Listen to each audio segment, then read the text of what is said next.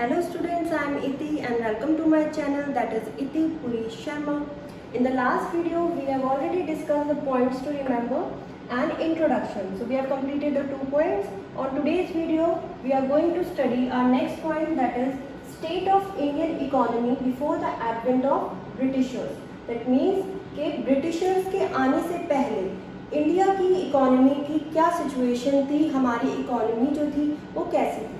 तो first point है, India was a self reliant, prosperous and independent economy.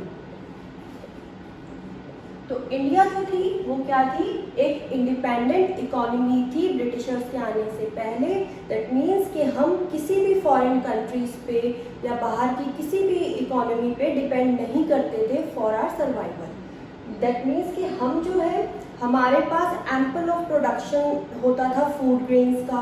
We are rich in food grains like rice, wheat, maize, pulse. तो ये चीज़ें हम अपनी economy में तो यूज़ करते ही थे। हमारी इकोनॉमी जो थी, हमारी ये नीड्स तो फुलफिल करती ही थी। इनफैक्ट वो बाहर भी एक्सपोर्ट करती थी। दैट मीन्स फर्स्ट प्रायोरिटी जो थी हमारी इंडिया की वो ये थी कि पहले हम अपनी ही कंट्री के लोगों की नीड्स को सेटिस्फाई करें, आफ्टर दैट हम उसको एक्सपोर्ट करें। दैट मीन्स हम पूरी तरीके से प्रॉस्परस थे, संपन्न थे, एक सेल्फ रिलायंट कंट्री थी, हमारी सेल्फ सफिशिएंट थी। दैट मीन्स हमारे पास सब कुछ था, हमारे यहाँ कहीं से भी कुछ भी इम्पोर्ट नहीं होता था। And the third one is that we are independent. हम एक इंडिपेंडेंट इकोनॉमी थी, we are free to do anything in our economy. ठीक है, तो next point, India was an agrarian economy. India जो थी before the advent of the Britisher, that means Britishers के आने से पहले इंडिया जो थी वो एग्रेरियन इकोनॉमी थी। दैट मीन्स कि लार्ज पोर्शन जो था पॉपुलेशन का वो किस पे डिपेंड करता था, एग्रीकल्चर पे डिपेंड करता था। Around 85% of population are engaged in agriculture. तो हमारी जो इकोनॉमी में जितनी भी पॉपुलेशन थी उसका 2/3 और 85% ऑफ पॉपुलेशन वो किस पे डिपेंड करती थी, एग्रीकल्चर पर।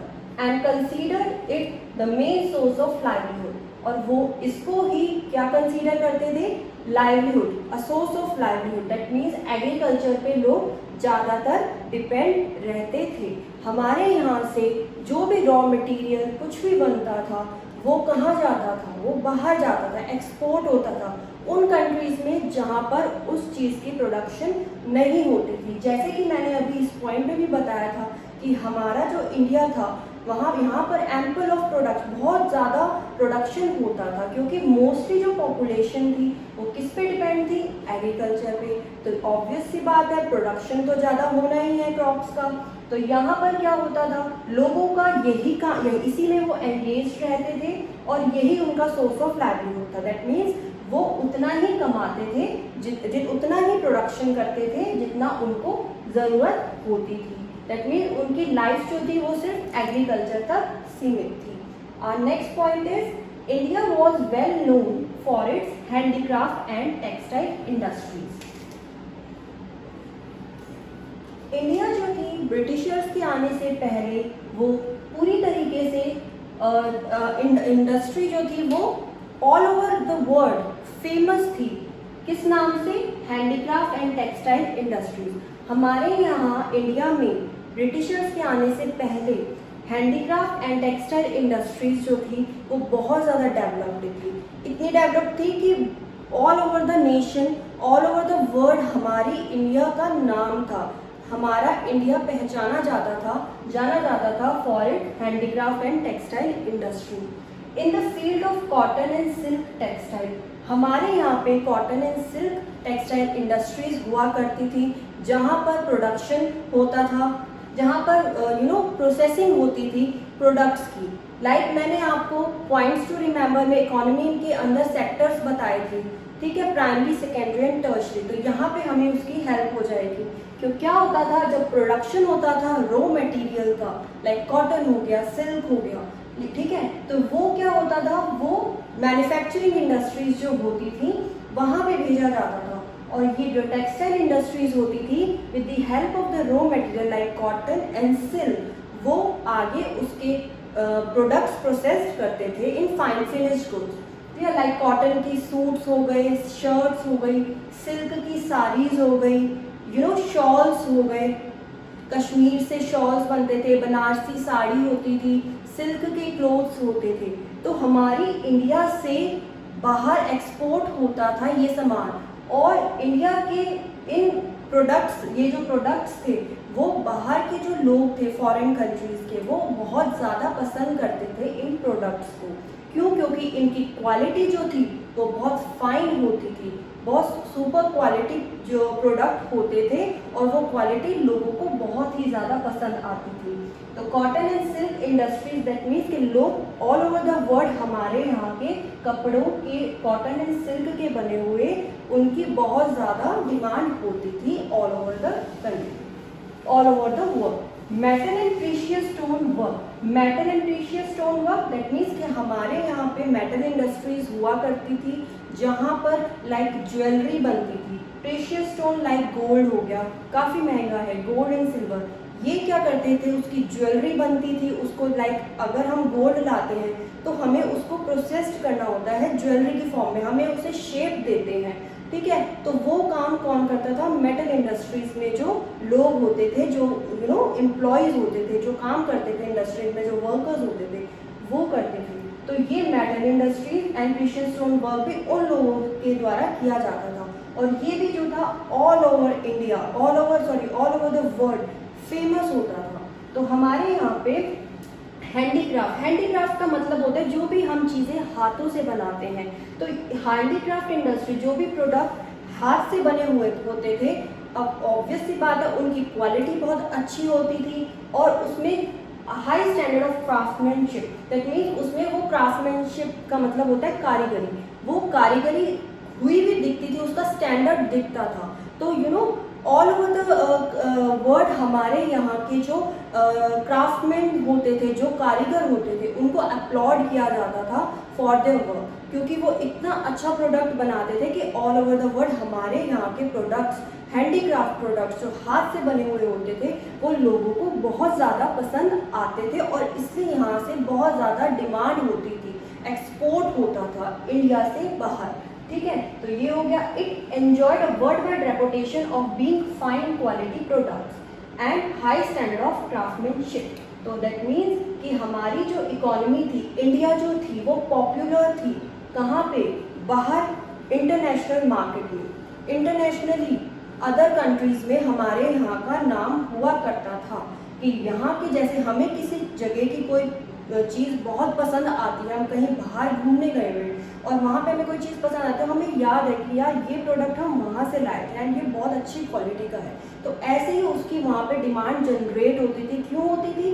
क्योंकि वो जो प्रोडक्ट्स होते थे वो फाइन क्वालिटी के होते थे and high standard of craftsmanship, और उसमें कारीगर का वो जो है प्रोडक्ट्स में उनका दिखता था, स्टैंडर्ड दिखता था उस प्रोडक्ट का जो वो करते थे। दैट मीन्स कि हमारे की जो थी अच्छी रेपुटेशन थी वर्ल्ड वाइड, हमारे यहाँ के प्रोडक्ट्स को लोग पसंद करते थे, वो डिमांड करते थे।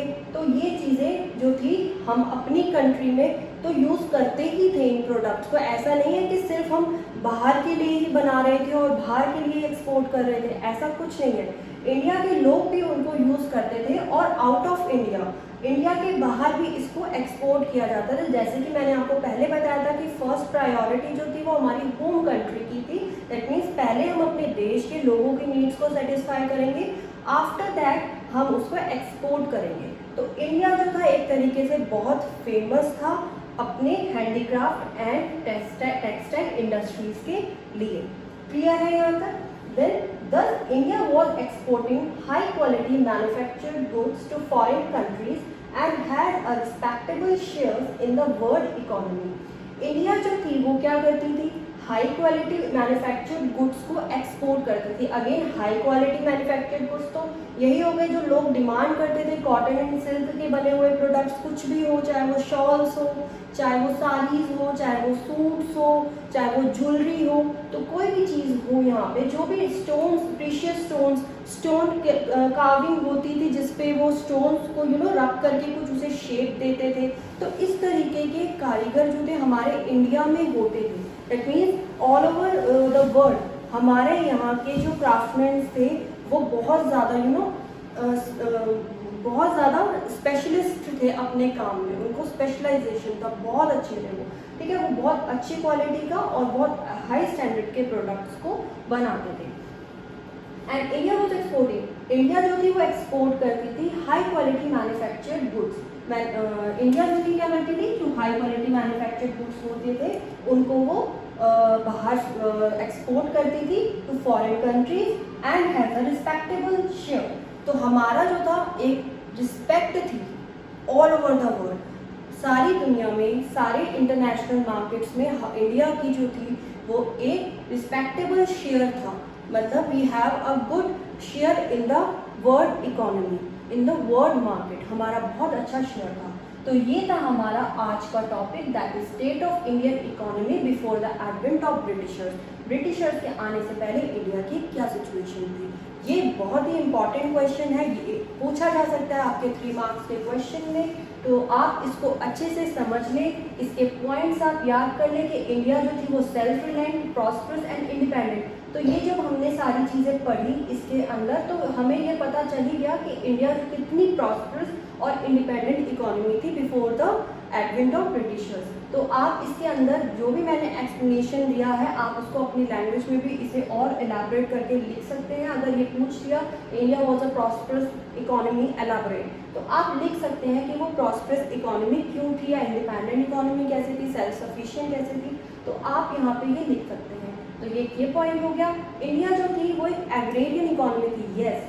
क्यों? क्योंकि यहाँ पे ज़्यादातर जो लोग थे वो कहाँ किस पे डिपेंड करते थे, एग्रीकल्चर पे डिपेंड करते थे, और वही उनका मेन सोर्स ऑफ लाइवलीहुड होता था।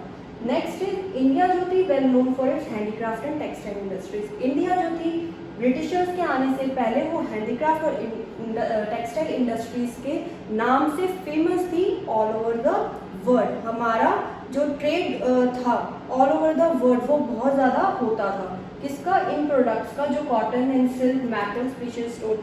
इसके लिए हमारे जो क्राफ्ट्समैन थे उनको अपलॉड किया जाता था उनके काम के लिए, क्योंकि वो बहुत ही अच्छी क्वालिटी का प्रोडक्ट बनाते थे एंड स्टैंडर्ड अच्छा होता था, हाई स्टैंडर्ड ऑफ क्राफ्टमैन। जो क्राफ्टमैनशिप जो थी, कारीगरी जो थी वो उनके प्रोडक्ट्स में दिखती थी लोगों को, तभी तो वो ज़्यादा डिमांड करते थे। अब आप ये देख लो कि इतनी ज़्यादा डिमांड थी, दैट मीन्स कि यहाँ पे एम्प्लॉयमेंट भी अच्छी थी। मतलब जो ये सामान बनाते थे तो एम्प्लॉयमेंट भी तो जनरेट होती होगी ना, तो एम्प्लॉयमेंट जो थी वर्कर्स की वो भी हाई थी at the before the advent of the britisher. तो एम्प्लॉयमेंट अपॉर्चुनिटीज़ भी थी इन इंडस्ट्रीज़ में। तो हमारा इंडस्ट्रियल सेक्टर जो था, यहाँ पे इंडस्ट्रीज जो थी वो अच्छी पोजीशन पर थी before the advent of the Britishers. दस इंडिया जो थी एक्सपोर्ट भी करती थी, इंपोर्ट ज़्यादा नहीं होता था, बट हाँ एक्सपोर्ट ज़्यादा होता था, क्योंकि लोगों को यहाँ के जो प्रोडक्ट्स होते थे हाई क्वालिटी के, फाइन क्वालिटी के प्रोडक्ट्स वो बहुत पसंद आते थे एंड उसका एक इंडिया का रिस्पेक्टेबल शेयर होता था इन the world economy. This much is for today. I hope आज का टॉपिक आपको अच्छे से समझ आया होगा। इन द नेक्स्ट वीडियो हम इसका नेक्स्ट पॉइंट जो है वो स्टार्ट करेंगे। Thank you.